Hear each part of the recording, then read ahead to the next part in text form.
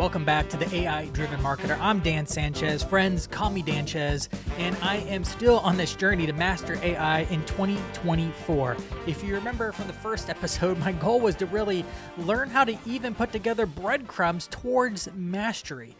And now that I am over a quarter, 4 months into this journey, I have actually learned a lot about what I'm now calling the AI fundamentals that all marketers should learn if they're getting into artificial intelligence or how to use artificial intelligence to do better marketing.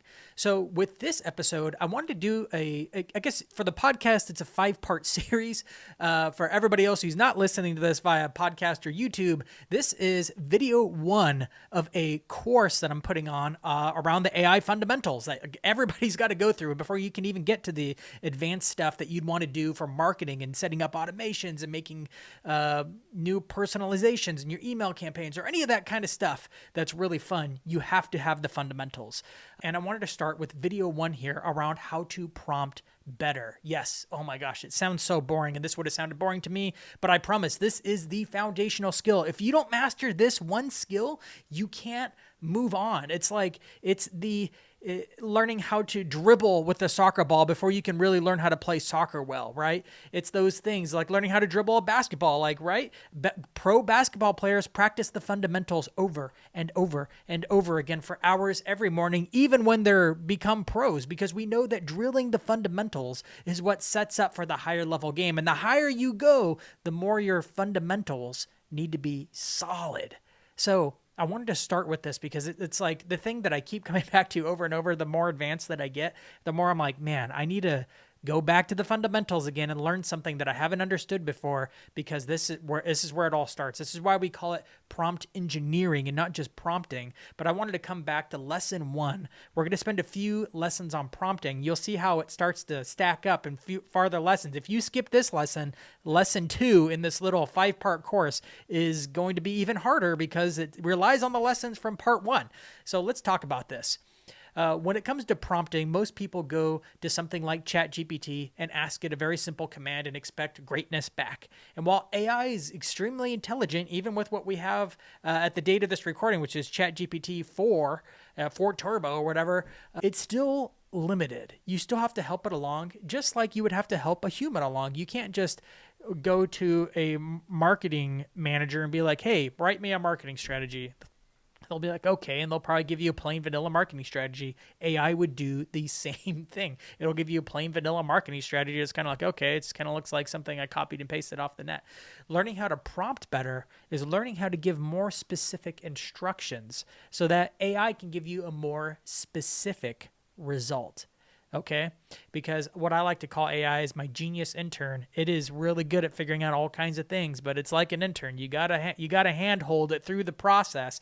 And so what I want to do is help you understand what that process looks like, or kind of give you a framework on how to do what we call in the AI community a super prompt, right? How not to just ask it a simple thing, but how to give it a very beefy set of instructions so that you can get a very beefy result out of it, right? And I want to walk you through it step by step, where I level it up very simply from a lame prompt all the way up to a super prompt, right?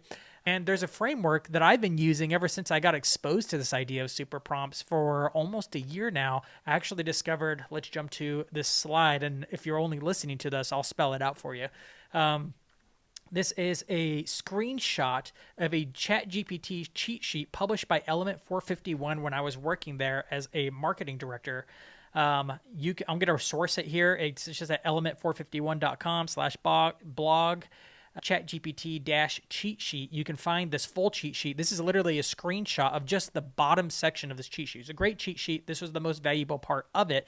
And it shows you how to deconstruct a super prompt. And I use this all the time as a good cheat sheet for me, even crafting custom GPTs and better prompts. So I come back to this all the time. It's a really helpful tool. And it breaks down a super prompt into 5 different sections of role, result, context, intent, and constraint. You can see it gives some examples of how a super prompt might be crafted to craft a tweet. So your role, it gives an example of role, act as a social media expert. Result, create Twitter thread with no more than 5 tweets. Context: the post informs followers about the new university research on global warming. Intent: the goal is to increase attendance on the upcoming lecture. Constraint: keep each tweet 280 characters and use relevant emojis and hashtags, right? So I'm going to show you what this looks like in a piece that I've done recently where I started with the super prompt, actually reverse engineered it down to its most minimal normal prompt that most people use and progress it back up to show you like the difference it makes to break a prompt down into these 5 sections. So, but first, let me talk a little bit about why we need to define all this stuff.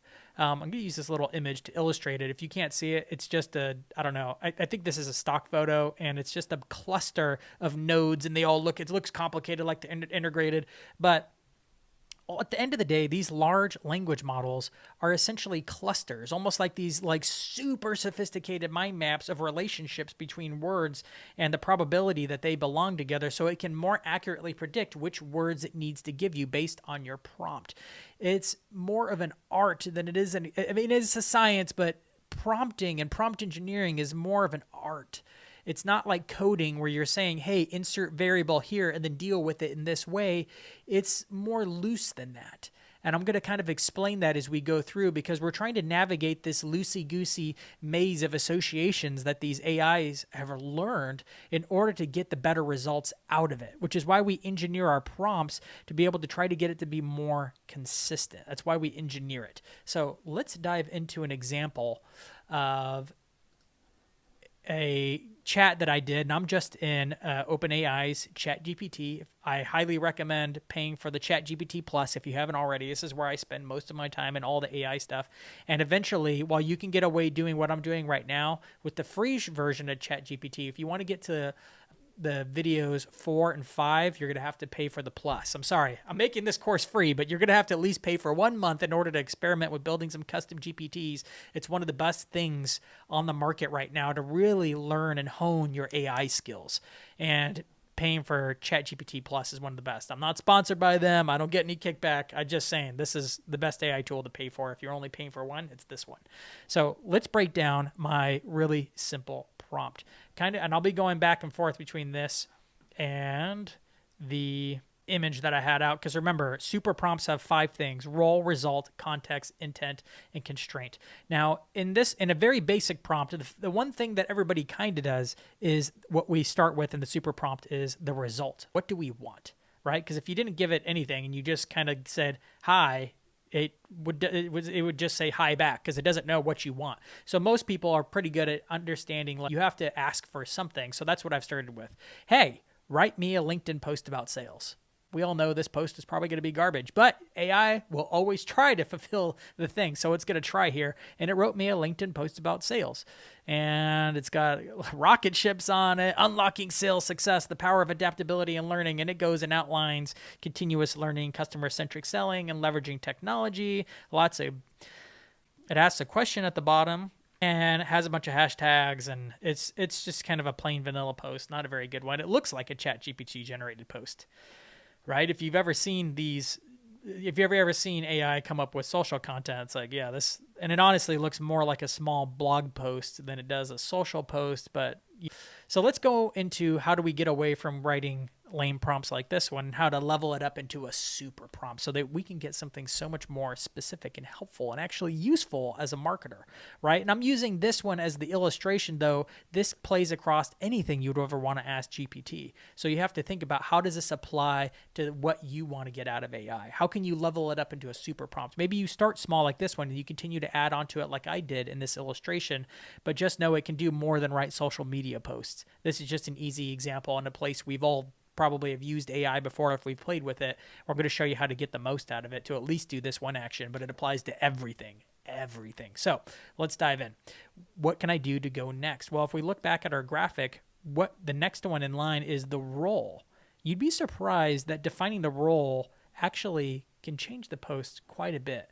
Let's jump into the first role I assigned to it. You are a famous LinkedIn creator and sales expert. Write a LinkedIn post about sales. Okay, so I stuck with the same result that I wanted, write a LinkedIn post about sales, but I gave it a role. And if you look at this, it says unlocking this. Here's the result that it generated for me: unlocking the secrets to sales success, a blend of art and science.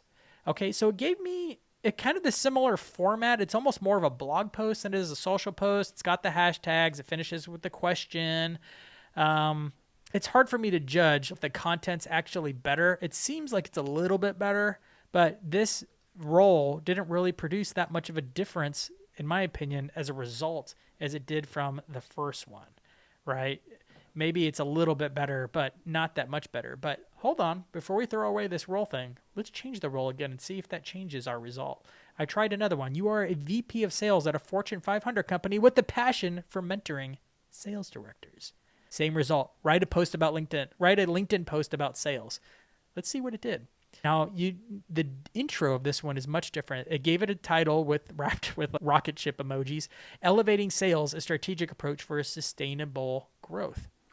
As a VP of sales at a Fortune 500 company, I've had the privilege of navigating the highs and lows of the sales world, learning that success in sales is as much about strategy as it is about execution. Here are 3 core strategies that have consistently driven our teams to achieve outstanding results. Now, this post is still not great because it's just making up stuff, right? But can you see the difference that it's changing here? Even its outro is changing. As leaders, our role is not just, it's writing as the role of a VP of sales at a Fortune 500 with the passion for mentoring sales. And that's reflected in this post. So think about the role you want to have these things coming as. Are you having it right as you? Maybe you need to describe your role. Are you having it right as a guest? Are you wanting it to behave in a certain way? Do you want it to behave as an expert, as a layperson? What do you want it to do? Right? Who do you want it to behave as? That's why defining the role is important, because you see, even in this generic write a post about LinkedIn post about sales, it's a generic result. You could see how the role has changed. This very specific role has changed the post. So it's good to define the role. Let's move on to the next one in our super prompt pieces here. I think I'm going to move on to beefing up the results a little bit. No, I'm going to try a different role real quick. I forgot I said one more. You are a CMO of a Series B startup. And you can see this role also impacted it. Even though it's kind of a weird role to be writing about sales, a CMO of a Series B tech startup, it actually does reflect here too. So let's go on to the next one. This one, I changed the context. So that was the next one in the super prompt formula here, is we have the role, we have the result, which is write the post. Here, I'm giving it more context, way more context to make this post way better. Context is literally like if you could just give it one thing, give it context, and it will write way better for you. So here, I gave it a ton of context. You'll see how. First, let's go back to, I changed the role very specifically to a specific person. You are an expert sales coach and former VP of sales, Matt Brownlee. Now, this Matt Brownlee is someone that I had the privilege of producing an episode for on the podcast Close Mode, which I am the producer for that show. And Brian Dietmeier was the host. Matt Brownlee was the guest. And now I'm giving it so that's the role. The role I'm giving it is Matt Brownlee, who is in real life an expert sales coach and former VP of sales.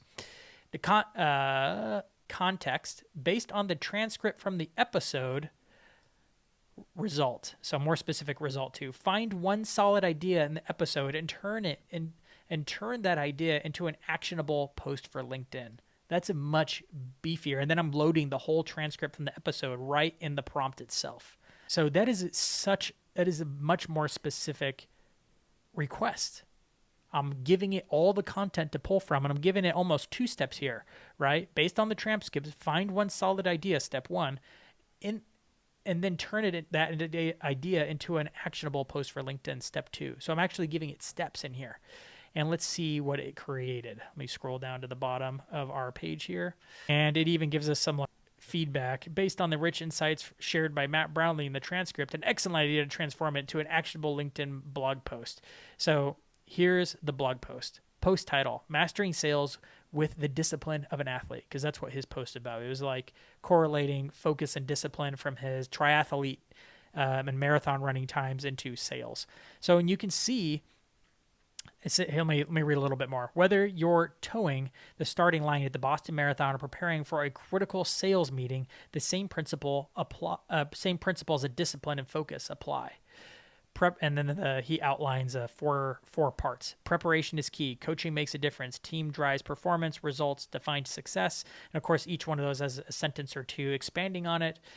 And then the post kind of wraps it up. Again, it's still kind of long. It's still kind of like a mini blog post more than a LinkedIn post. But dang, this content is now original because I fed it a whole freaking transcript with the original content. It's no longer plain vanilla content. It's based on what Matt Brownlee has actually said. So if you ever want to make social content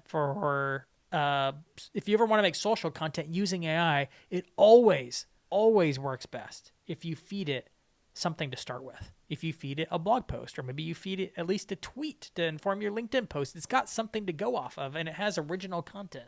You want to think of AI for content marketing more of like a repurposing machine more than a content creation machine, and it will do much better. But I also honed in the context and the result as well.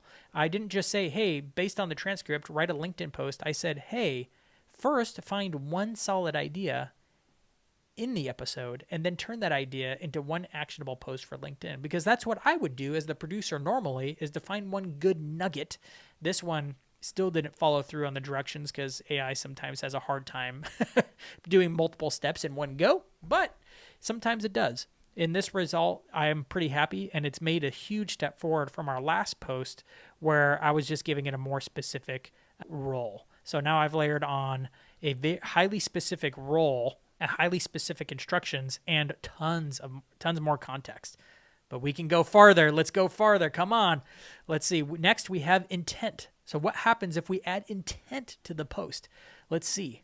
In this one, I did the same thing with I've got the transcript. You are the expert sales coach and former VP of sales, Matt Brownlee, and then the same instructions, but this time I changed and added one more sentence. I said, finish with the line, and I put in quotes, you can find my full episode at closemode.media, because the goal is to entice, I left that quote open. I wonder why it screwed it up at the beginning. Because the goal is to entice readers to listen to the episode, right? I gave it the intent. What are we creating this for? Just like when you delegate to humans, you need to give them the end state. What is this supposed to actually accomplish? It usually leads to better results, and that's true for AI. So let's see what AI did. It wrote the post, and the post, honestly, this is now totally a blog post more than a LinkedIn post. So this is where the engineering comes in. You have to tweak it in order to get better.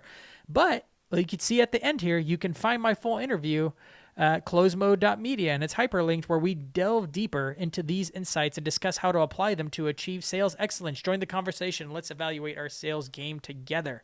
Hey, do you think this post is now, if it wasn't a total blog post up here, but if we ended with this, you think they would be more likely to accomplish the result of getting more people to listen for their full episode?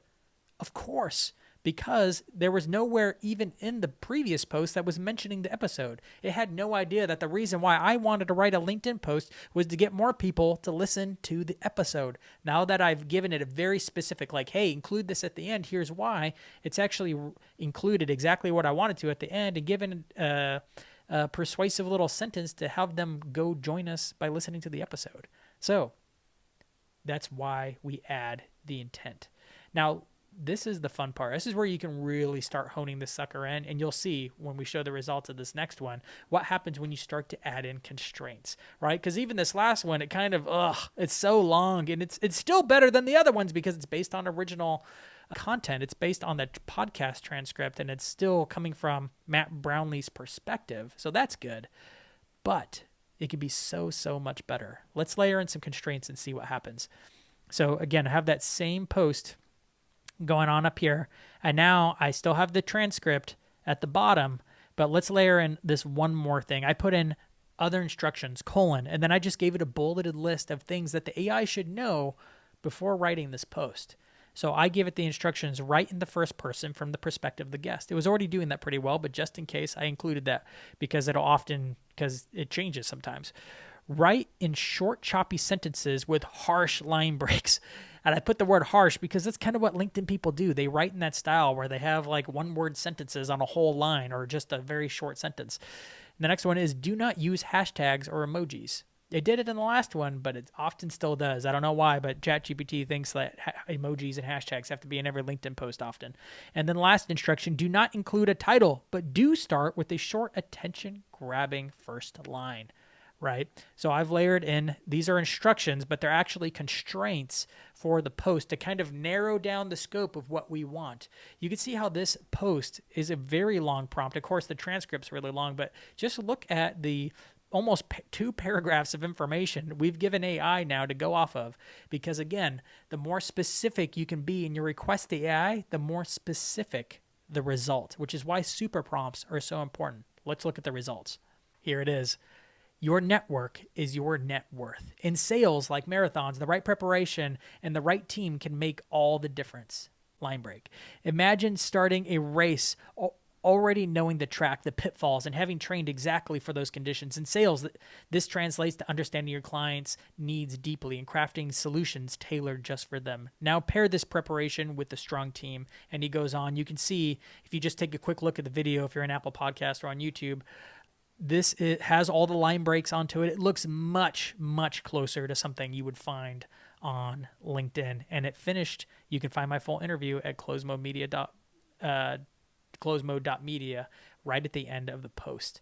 So this is actually starting to look something like I would actually post to LinkedIn. Why? Because a super prompt made it more specific. So take this lesson about super prompts, about defining the role, the result, the context, the intent, and the constraint, and go and practice it. Layer it in. Change what type of role you're speaking for, and just play with it. When people say play with it, this is how you play with it. You experiment. I guess more than play is experiment to see what different roles produce, and then change the result a few different ways and open up new ChatGPT windows to see if you can hone it down further. Play with the context, play with the intent, see if you can narrow down the restraints and get it to act in a certain way. It's about experimenting your way to success, but expect a lot of failures on your way there, because once you can get better and better and better at crafting these prompts, it's going to level you up, not just in your ability to get something quick out of GPTs, but to make even much larger projects, which we're going to cover in the next video. How to level up even what we're doing in super prompts with what I call the STEP method in order to get even more consistency out of AI. So stay tuned for that course video coming next.